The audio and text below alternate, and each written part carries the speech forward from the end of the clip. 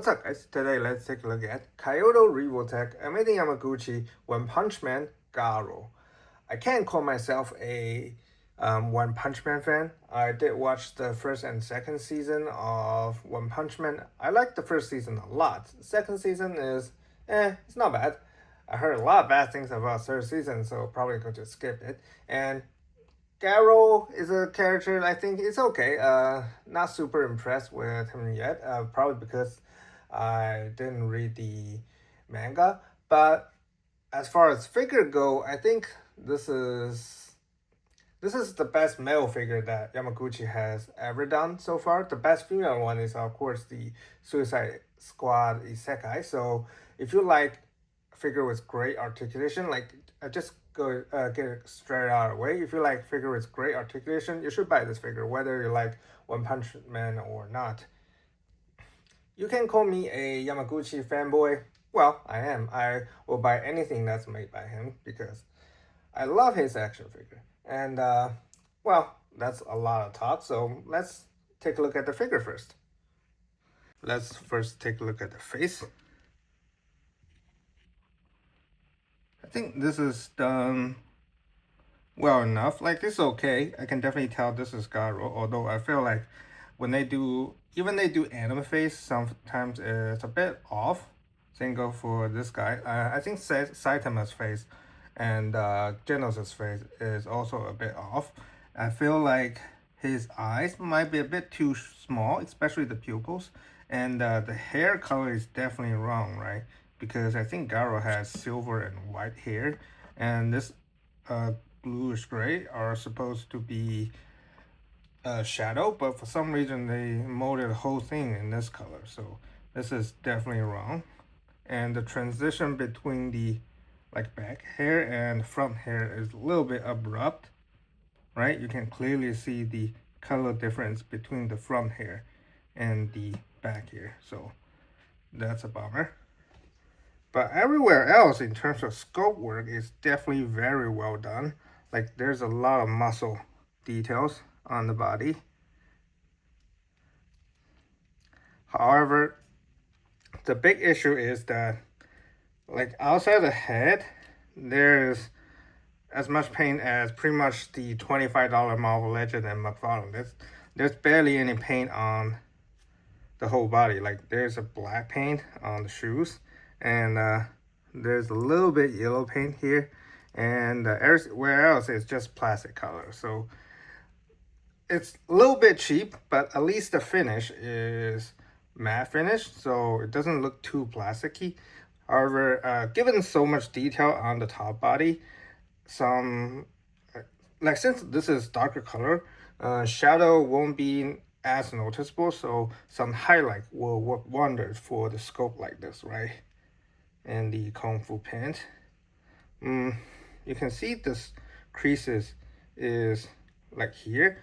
I'll explain why they scope the creases this way, because I think I heard it from an interview a long while ago that Yamaguchi usually have a specific pose in their mind when he's sculpting figures. So this is very obviously for this type of pose, right? You can see the creases, because normally, for example, the creases should be around here, right? Aim toward the crotch, but the creases on Garou here is aimed at the top. Same goes for the creases on the chest, and here it's definitely not sculpted as a how is it, a normal pose, neutral pose, but more of a tense pose, right? And I think also the darker color on the top body helps hide the Kaiyodo joint a lot better compared to their usual joint. For example,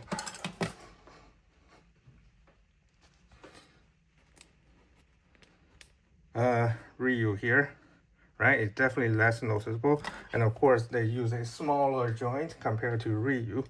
So overall, more paint definitely will help a lot with the aesthetic, but what is there is, the scope is good, just lack paint.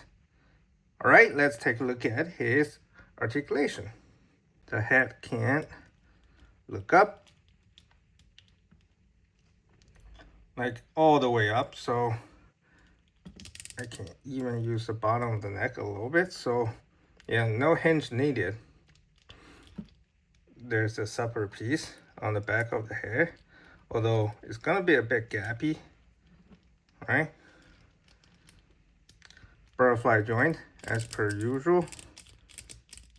Shoulder raised way over 90 degrees, 360, right? And you know, a ball here so it can wiggle, and bicep swivel.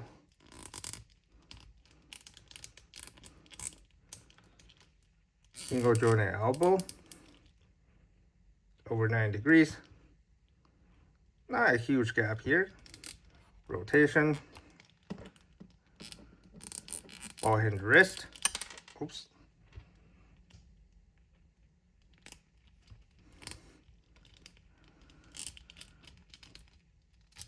Cross arm. Easy. Okay. Now the torso cut, this time is also a little bit different. Usually it's a one cut here and a floating piece here, right? But this time there's an extra floating piece here. Let's see. This is just diaphragm cut. You can already do almost 90 degrees. Crunching forward. Back is also really good, and minimum gapping, so that's good. Side.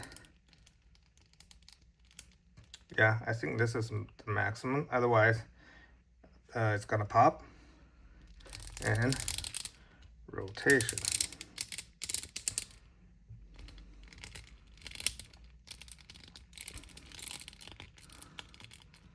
I think the way they cut this part is pretty good. It can hide it pretty well, right? Now, waist joint, crunch forward this much. The diaper is pretty soft. Back this much, although you can see the joint there. Side, pretty good, but again, gapping on the side. And rotation. Now this waist joint is pretty tight right out of the box, so I already put a loop on it, so be careful, okay? And using two joint, oops, like I said, put a little lube on it, so now it's a little bit easy to pop off. And yeah, really good crunching forward.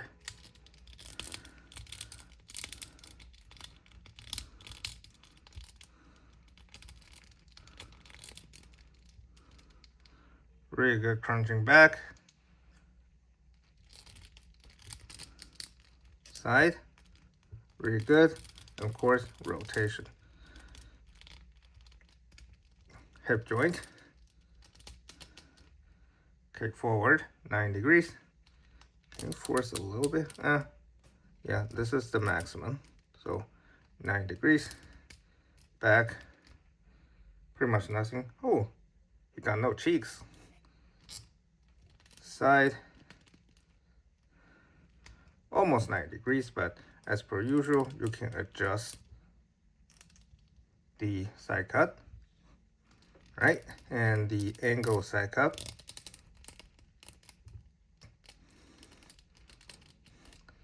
And the knee, this time they cut a little bit extra here, so you don't even have to use the hinge joint on the shin to have it touch.